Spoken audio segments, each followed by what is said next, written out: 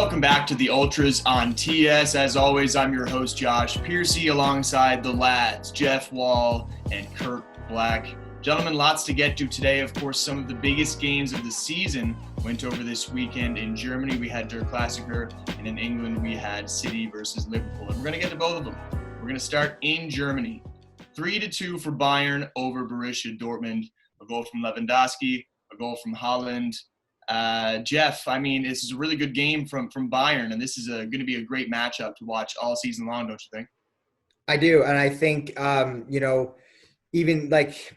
basically ever since Lucien Favre took the job a couple years ago, they started off this whole Der Klassiker pretty well. I think they took the win in Dortmund with a 3-2 win, actually, and then ever since then, it's been pretty dominant towards Bayern. Bayern has pretty much just owned them almost every single time. Even in the last game previous to this, when they just came back from COVID-19 lockdown, Bayern, while they only won 1-0, it was still a pretty dominant performance from them. This one was a lot closer, I thought. I think Dortmund had a lot of great chances. They couldn't finish them all.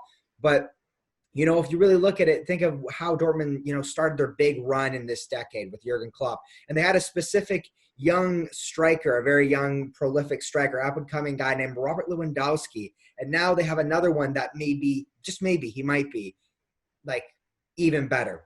In the potential best of this decade, best of a generation kind of player in Erling Haaland. And he proved it this past game. And I think that he is really the key ingredient that's going to really help Dortmund stay within these games and maybe really keep up with Bayern Munich throughout this title race, because I think they can really firmly say that with a superstar like him that just can't stop scoring, they really do have a great shot.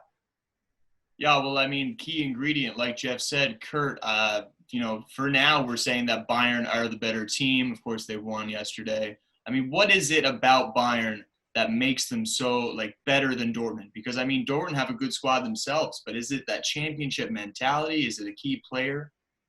Well, I was going to say, the championship and, that medal does work.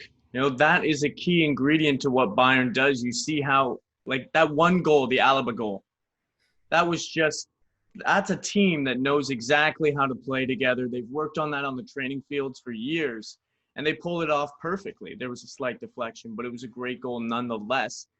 That is the biggest thing, and it's the depth. If any other team in Europe loses a talent like Alphonso Davies doesn't matter how long, that's a massive impact. For Bayern, they either put in Hernandez, who was supposed to be that guy last year, or they have Alaba. Alaba is like the Swiss Army knife. I love that player because he can play pretty well everywhere and be dominant. That team they lost some players, even with Thiago in the offseason. They lost some of that depth, but it doesn't show. They just keep filling it in, and Leroy Sané stepped in and scored his first goal in the big derby. So it was a good day for Bayern Munich. And not only that, Kurt, they also lost Joshua Kimmich right in the middle of the game. How do you adjust for a player like that he's another one who's just so versatile? And I think that's another thing with Bayern Munich. It's not just they have a lot of depth, but they have a lot of versatility amongst the squad. They can all do a lot of different things. And like you said, to be able to have Leroy Sané coming on as a super sub, that is an ace in the hole that they have pretty much, I think, over almost any top team. I mean, Leroy Sané is an amazing player. I think the fact that he isn't routinely starting is interesting, but the fact that you can get a fresh player, a quality player like that to come off the bench and seal a win for you, that is super important and super impressive. Yeah, well, Bayern really the big team in Europe right now who haven't stuttered to start this season. Two teams that did in the English Premier League, Liverpool and Man City, played today, and it was a 1-1 draw. A little bit of a dull game and a little bit indicative of this Premier League season. Of course, two penalties kind of being the difference, the one that Mo Salah did put in and then the one that KDB ended up missing. Jeff, we're talking about the two best teams in the Premier League. Obviously, Der Klassiker was way more exciting. What do you think that comes down to?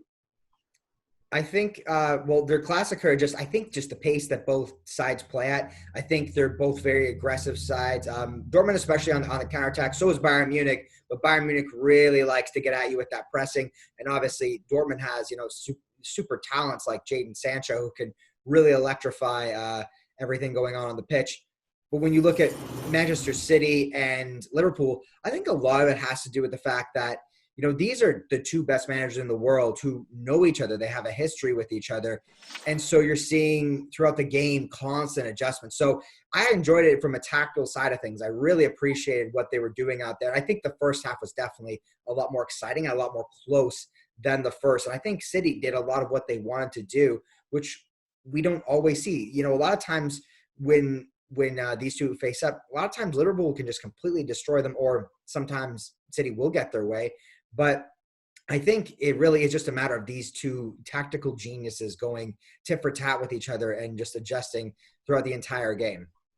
Yeah, of course, usually in this matchup, the home team almost always wins. Today it ended up as a draw. Kurt, do we see either one of these sides starting to put a good season together now? They both kind of had shaky starts. Is it one of the two of these for the lock for the Premier League this season? I don't know if it's – well, you should be more confident than you sound. You should be talking up Tottenham right now. They're only 1 point off the top. They're tied with Liverpool right now, and that's kind of where I was going to go with it before I led off to the Spurs. Despite everyone saying how awful Liverpool, and it's been a tough start. They lost their captain in Van Dijk. They've struggled. Alisson's been out of the lineup for time. He's back now, but they're 1 point off the lead. They can still compete for this title. They're not out of this race at all. I think the more daunting challenge is for Man City. They have had a really slow start. And for Pep Guardiola, there is more heat. I'll agree with Jeff. I don't think Pep has any he doesn't have the heat that's going to drive him out of that job this season. But Klopp, there's nothing. He's won everything. He's the golden man in Liverpool. He's the boss. So I think Liverpool, they have the best chances to even getting another championship this year. Okay, well, let's talk about managers in heat then. Of course, yesterday we seen Ole Gunnar Solsjkaer get a very important win in keeping his job 3-1 over Everton. We're also going to talk about a little guy called Antonio Conte, of course, manager of Inter, Milan. Those guys haven't had a win now in 4 games. Let's start there. Let's start with Conte. What is going wrong for his Inter Milan side so far this season, Kurt? It's inconsistency. I'm confused because if you look at the games, there's moments where this team looks dominant offensively. When Lukaku and Lautaro Martinez are playing well with each other, they're dynamite. But unfortunately, it's been a lot of Lukaku carrying that weight this season. But in my opinion, the guy that has the most, pressure on him would have to be Ole, because if Conte gets fired first, I might just be a Conte believer, but I think he's one of the most top-class managers in the world. And Inter, very much like AC Milan, were wandering for quite a while. And then Conte came in, and they had a fantastic year. They really challenged for the title in his first season. So if they jump the gun and fire this guy quick again, like similar to his history with Chelsea, it's really disappointing. And I don't think Inter would get better by getting rid of Conte. I'd like to ask you about this as well, actually, Jeff. Antonio Conte clearly is a very good coach, but we've seen it towards his end of his tenure at Chelsea, and now we're seeing it again at Inter Milan. He's got a lot of quality in that squad, but sometimes it seems like he doesn't really know what to do with them. Obviously, the key guy, when I say that, is Christian Eriksen right now on Inter. But do you think that's the case for Antonio Conte? I kind of do. I think it's really weird. I'm kind of, honestly, Kurt, I'm about as confused as you. It's very strange to see such a top-class manager with a lot of talent there, which on the face of things shouldn't have a problem working together. And we haven't really heard anything as far as, those in-house issues with the squad. But it is very interesting. It's very strange to see them do so badly because especially towards the end of last season, they did so well. I know they lost the Europa League final, but leading up to that, they were just monsters. And Romelu Lukaku's been doing great, like you said. Lautaro Martinez can be a bit spotty too. He's a young guy though, so I guess I kind of cut him a little bit of slack. It's just very weird. Even to me, when I heard about them trying to get Messi, that was just so confusing to me. That was just so odd. Like, why spend all that money for Messi when there were other issues? And maybe you could just fill out the squad and make it a lot deeper. I'm with Kurt, and I always side on this sort of issue where I believe managers should always get a little bit more time. I think managers, generally speaking, especially one as, pedigreed as Antonio Conte, you got to give him at least 2.5 years. And if he really is just not performing, if he's falling out of the top four, okay, it's time to go. But I think you got to give him a little bit more time to work with this squad. However, he can wield with an iron fist, and we have seen that in other clubs. So there may be an early demise here for him. Well, Jeff, when you talk about managers getting time, one guy that people think has been given too much time already is a guy near and dear to your heart, Ole Gunnar Solsjkaer. Just tell me quickly, what's the situation in Manchester right now? Is this big win by Ole at least a couple more months? Yeah, and I'm with those people, Josh. I unfortunately, in some sense, Ole Gunnar Solskjaer just keeps getting the wins exactly when he needs to every single time. Every big performance keep coming up, and I think he's pretty much gotten Manchester United through to the round of 16. But Ole Gunnar Solskjaer is not the answer. But at the same time, I would hate them to pull the plug a little too early and keep this squad in disarray. So I think he will stay at least till the winter window, but I don't think much longer after that. And Kurt, I have one more manager in the hot seat. Of course, today Real Madrid lost again, and Zinedine Zidane is apparently in some hot water right now. 4 penalties for Valencia, 3 of them scored. What's the timeline on Zinedine Zidane's demise in Madrid? I would like to say it should be, he should be safe simply on his resume, right? All the Champions League victories. All the success he's had with Real Madrid, just as a coach, not even looking at it as a player. However, he's already been sacked once in his history with Real Madrid, and I can't predict anything that Florentino Perez is going to do. I would not be shocked. There's a lot of talk that Real Madrid are going into a new generation, like a young Galacticos era. I wouldn't be shocked if they go out and get a young manager to kind of be a part of that new journey. And that's not a good sign for Zinedine Zidane. If he's fired, I wouldn't be shocked if he takes some time away from coaching. I think it would almost be like a hobby to him, but we'll see.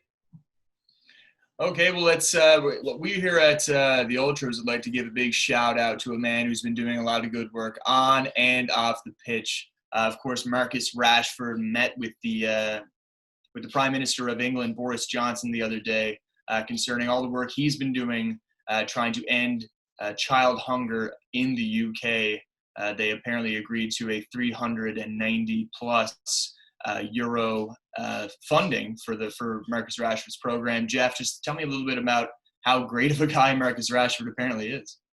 I mean, United could be relegated, and as long as, Marcus Rashford is on the squad or, at least somewhat affiliated with Manchester United, I'll be happy. We don't have to win anything because Marcus Rashford just warms my heart every single day. I mean, obviously he's turning out to be such a great player. He was so promising, obviously, when he first came on. He obviously loves the club, and it's just, it's so impressive to see someone who's just so young. He literally just turned 23, to have so much character, to have so much humility and just this goal-driven purpose for something so much bigger than himself, and using his platform to the utmost. Like at 23, there's no way I could even with as many resources as I'm sure Rashford has, there's no way I could figure out how to do what he has done to change the lives of starving children and their families, their parents that are trying so hard, struggling to feed their children in the middle of a pandemic. Marcus Rashford has made such monumental strides, and I think we can all try and take a piece of that and try and do that in our own lives. We don't necessarily have the platform that he does, but he is just so inspiring, and he shows what you can do when you can come together for a greater cause. And Kurt, I think he's setting a great example for other players around the league, around his age or even older, to step up and do similar things with the power and the influence and the money that they have. Well, absolutely, Josh. Like so many players or athletes in any sport, they talk a lot of big game. Right? A lot of them do, and they can do impact, but very few do it to this level. And, LeBron James with his I Promise School, like that's an example, but that came far later in his career, like far after he had established himself. He had all these sponsorship deals. Like this is a big endeavor for such a young athlete. And it is a true inspiration, and honestly one of the true like lone bright spots in 2020. He has been remarkable. All right, fellas, we're almost out of time, but before we go, we're going to talk about one more young bright spot, this time on PSG, actually a player who belongs to Everton. Moise Kean scored again yesterday. He's got 3 so far this season. The young man seems to finally have found his spot. Of course, he's playing alongside some guys who are really giving him some good service in Angel Di Maria and Neymar, obviously. But what has changed between last season and this season for Ken, Kurt? Well, for one, he has, a team that believes in him. I've known of Moise Kean for a very, very long time, ever since he came through the Juventus Youth Academy. He's the one player that I was furious about 2 years ago that we let get away, because he had came on in his rookie season, his first year with the big club, and been a super sub coming in, and I think he had 9 goals that year, and in not many minutes on the pitch. And then to have him slip out the door, I was equally shocked at how he struggled at Everton. I thought it was going to be a great success. I thought it was a coup that they got him. So if I'm PSG, I sweep up the good business and I make this permanent deal, because I think he's a really great young asset. To have in between Mbappe and Neymar and all that attacking talent would be fantastic. Yeah, I mean, Jeff, we used to talk all about how he was one of the next big upcoming strikers in Europe, and then he kind of went quiet. This could be a massive coup for PSG if they end up keeping him on and he ends up becoming the player that we thought he would be. Yeah, and I got to give a shout out to Kurt. We were talking about it earlier, how apparently Carlo Ancelotti, I guess it was, didn't really think that he was the guy, that he had maybe not the best work ethic. Well, if that's true, then, Moise Kean has clearly taken that and said, okay, I'll show everybody else out here that I am the guy you thought I was. And you know what? It's crazy to think that just a few years ago, we did see so many goals from him coming off the bench for Juventus. And you thought, man, they got another great talent. That's just crazy. Then they let him go. Then Everton, he's just a no-show. And then PSG scoring in the Champions League and in Ligue 1 as well, and really saving them when they have a lot of issues and a lot of injuries and a lot of issues with COVID as well. So when you take in the fact that, Neymar and potentially both Mbappe maybe out the door in the next season or two, he's a bright young star for PSG that's going to keep them at the top. Well, I never believed in, all that negative talk last year in Everton, because there was never that talk at Juve. And he has always had such a passionate head on his shoulders. I'll never forget one game, I believe it was against Udinese, where he was receiving racist abuse. And he just put his head down, and then he went and scored the winning goal and went and celebrated in their corner. Just a legend. He is I'm very excited for his future in PSG, and I'm very happy for him. All right, gentlemen, that's all the time we have for today. As always, remember to share, subscribe to True Sports on Instagram and on YouTube. All the information is for that is down below. For Jeff Wall and Kurt Black, I'm Josh Piercy. We'll see you again next Monday on the Ultras on TS.